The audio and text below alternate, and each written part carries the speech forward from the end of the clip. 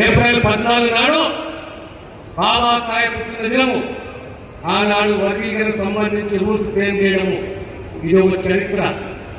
కులగణనే కానీ వర్గీకరణనే కానీ మళ్ళీ తిరిగి ఈరోజు ఆనాడు రాజశేఖర రెడ్డి గారు ఉన్నప్పుడు కేజీ టు పీజీ ఉచిత విద్య, ఆనాడు ఆరోగ్యశ్రీ ప్రతి పేదవాని ఆరోగ్యాన్ని కాపాడే బాధ్యత ప్రభుత్వం తీసుకున్నది.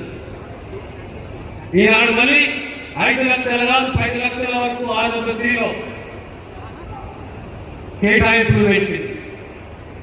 అదేవిధంగా ఇందిరమ్మ ఇల్లు మళ్ళీ ప్రభుత్వాన్ని ప్రోవిడెన్స్ లో ఇక్కడ దరఖాస్తు పెట్టుకోకుండా ఒక అపరేట్ అథారిటీ భూ హక్కును కల్పించాలనే ఉద్దేశంతో ఆనాడు ఇందిరమ్మ ఏ రకంగా లేదా భూ పంపకం చేసిందో భూ రక్షణ చేసిందో అదే పద్ధతిలో మళ్ళీ ఈనాడు భూభారత